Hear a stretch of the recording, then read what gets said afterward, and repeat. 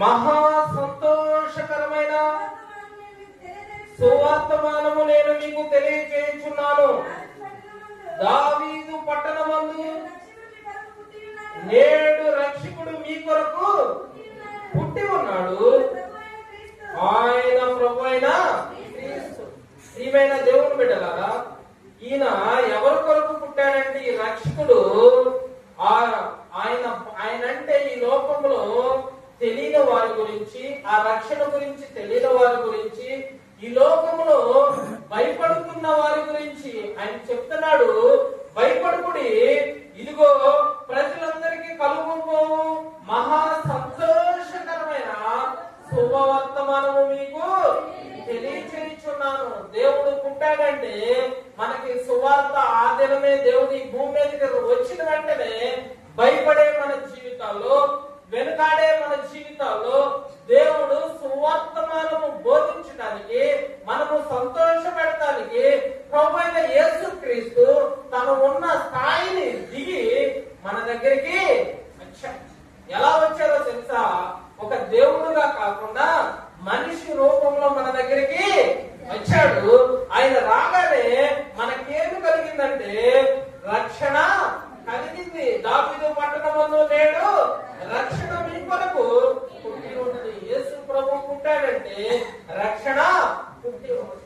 ప్రియమైన దేవుని బిడ్డలారా, మన జీవితంలో కూడా మొదట ఆత్మీయ జీవితంలో ఎదగాలంటే రక్షణ అనే ఆరాధన మన జీవితంలో ఉండాలి. దావీదు పట్టణమందు పుట్టింది ఎవరంటే మామూలు మనిషి అయితే కాదు. ఆయన రక్షకుడైన యేసు ప్రభు పుట్టాడు. ఆయన కేవలము తన ప్రజల కొరకు, తన ప్రజలు ఈ లోకములో నుంచి ఎలా పరలోకానికి వెళ్ళాలో తెలియని ఆ ప్రజల కొరకు ఆయన ఈ భూమి మీదకి వచ్చాడు. కనుక ప్రియమైన దేవుని బిడ్డలారా, ఆ గొర్రెలు అక్కడ గొర్రెల కాపురగా ఉన్న వారి దగ్గరికి దేవదూత ప్రత్యక్షమయ్యి మాట్లాడుతున్న ఈ మాటలను మనం జ్ఞాపకం చేసుకున్నాం. ఎందుకంటే ఆనాటి కాలంలో ధర్మశాస్త్రం ప్రకారము గొర్రెలకు చాలా విలువ. ధర్మశాస్త్రం ప్రకారము వారు ఆ గొర్రెలను బలించడానికి చాలా కట్టుదిట్టమైన భద్రతల నడుమ వాటిని పోషిస్తూ ఉంటారు. ఎవరు? కాపరులు. అలాంటి కాపరులు రాత్రి వేళ కునుకగా నిద్రపోక ఆ గొర్రెలని ఏ విధంగా కాపాడినప్పుడు దేవుడు చాలా మంది ఉన్నారండి. నేను అనుకుంటున్నాను, ఈ వాక్యం చదివేటప్పుడు ఆ గొర్రెల కాపరులు అంటే కొంతమందికి ఎందుకు కనబడ్డారు, అందరికి ఎందుకు కనబడలేదన్న ప్రశ్న నా హృదయంలో మొదలైంది. ఎందుకు అనుకున్నానంటే ఎవరైతే నమ్మకముగా యథార్థముగా దేవుడు యజమానుడు చెప్పిన పని చెప్పినట్లుగా చేసేవారు ఎడల దేవుడు కార్యము చేస్తాడు. దేవుడు స్తోత్రం.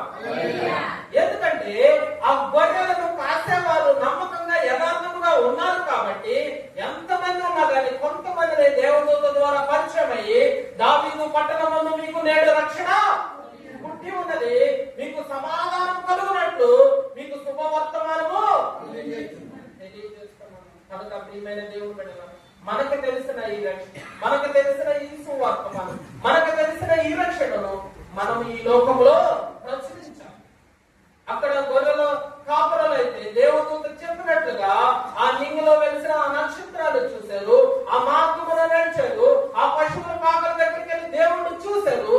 అంత మాత్రమే కాదు, ఊర్లో వెళ్ళేసి మాకు మాత్రమే ప్రత్యక్షమైంది ఆ దేవదూత మాతోనే మాట్లాడిందని హెచ్చరిగా మాట్లాడకుండా, అయ్యా మీకోసం రక్షణ పుట్టి ఉన్నది, రండి ఆ దేవుడిని చూద్దామని దేవుడు వాక్యము ఆ రోజునే ప్రకటించడము, ప్రచురించడము జరిగింది. కనుక ఈనాటి కాలంలో కూడా మనము క్రిస్మస్ వేడుకల్లో ఉన్న నీవు నేను ప్రతి ఒక్కరము కూడా రక్షణ అనే దాన్ని పట్టుకొని, ఆ రక్షణ లేకపోతే మనం పరలోక రాజ్యానికి చేరలేమని మనము నమ్మినట్లుగా ఇతరుల ఎడల కూడా యథార్థముగా మనం బోధ చేసే వారముగా, యథార్థముగా రక్షణ గురించి ప్రకటించే వారముగా మనం ఉండాలని మొదటిగా మీకు తెలియజేస్తున్నాను. ప్రియమైన దేవుని బిడ్డలారా, పరిశుద్ధమైన బైబిల్ గ్రంథంలో మీరు జాగ్రత్తగా జ్ఞాపకం చేసుకుంటే లోతు తన యొక్క కుటుంబ జీవితంలో అబ్రహాము ప్రార్థన చేసినప్పుడు కూడా సొదొమ గుమొర్రా పట్టణము తగలబడిపోతుందని చెప్పినప్పుడు వారు వినలేదు.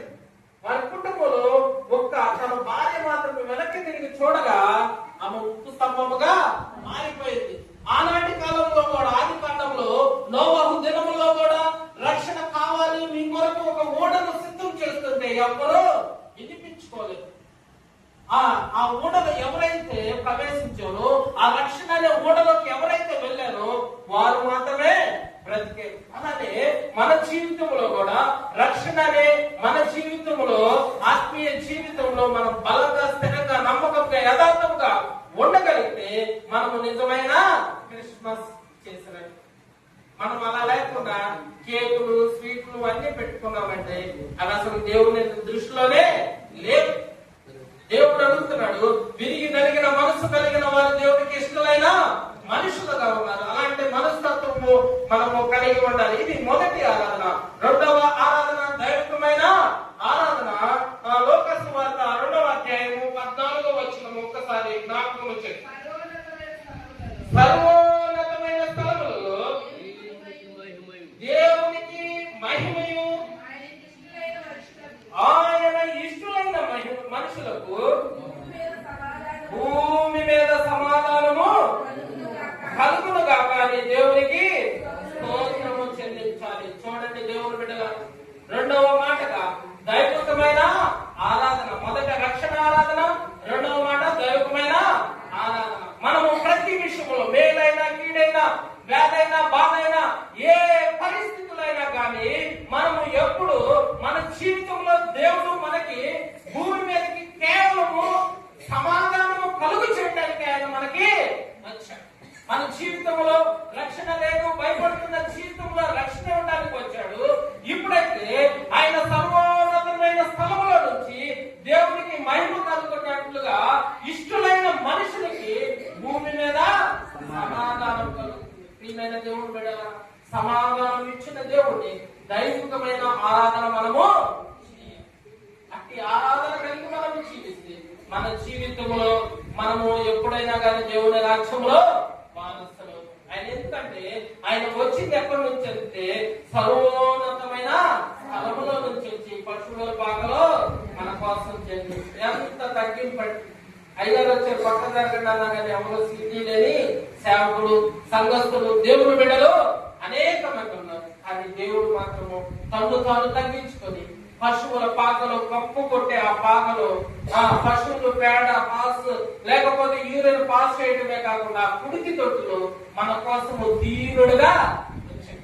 ఆయన దగ్గర ఎప్పుడు దేవదూతలు స్తుతించబడుతున్న ఆ స్థలాన్ని కూడా వదిలి నశించిపోతున్న పాపుల కొరకు దేవుడి లోకానికి వచ్చాడు. అట్టి దేవుడిని ఆరాధించేటప్పుడు దైవికమైన ఆరాధన చేయాలి, రక్షణకరమైన ఆరాధన చేయాలి. మూడవదిగా సమర్పణ కలిగి కానుకలతో మనం ఆరాధన చేయాలి. ఇందాక అయ్యగారు చెప్పారు, మంచి వార్త మనము గోడము, బంగారము, సాంబ్రాణి తెచ్చి వారు ఎలా అయితే దేవుణ్ణి ఆరాధించారో. సమయం లేదు కాబట్టి నేను ముగిస్తున్నాను. మత్తయి సువార్త 2వ అధ్యాయము 11వ వచనంలో ఈ మాట ఉన్నది. ఒక్కసారి జ్ఞాపకం చేసుకుందాం. తల్లి అయిన మరియను ఆ శిశువును చూసి సాగిలపడి తన పెట్టెలను విప్పి బంగారమును, సాంబ్రాణి, గోడమును కానుకగా ఆయనకు సమర్పించింది. ఎప్పుడైనా సమర్పించామా? ఎప్పుడైనా మన హృదయాన్ని సమర్పించామా? నిజమైన క్రిస్మస్ అంటే మన కేకులు, ఆర్పాటాలు కాదండి. ఆయన అడుగుతుంది సాగిలపడే మనసును అడుగుతున్నాడు. ఆయన అడుగుతున్నాడు ఆయనకి సమర్పించుకున్న హృదయాన్ని అడుగుతున్నాడు. అట్టి జీవితం మనం కలిగి ఉంటే మనము నిజమైన క్రిస్మస్. నేను మన మా సంఘంలో చెప్పాను ఈ మాట, దేవుడు ప్రేరేపణ కలిగి చెప్తున్నాను. ఎందుకంటే ఎవరికైనా వెబ్సైట్ చెప్పాలంటే www. అని చెప్తాము. అయ్యగారు కృపను బట్టి ఆ మాటలో నేను వర్ణించుకున్నప్పుడు ఆ పశువుల కాపర్లు అందరూ దేవదూత ప్రత్యక్షమైనప్పుడు ఆ నక్షత్రము కలిగి వారు చూశారు. అంటే వారు వాచ్ చేశారు, వాటిని చూశారు కాబట్టి వారు వాచ్ చేశారు. ఆ మాట పట్టుకొని వారు ఏం చేశారు?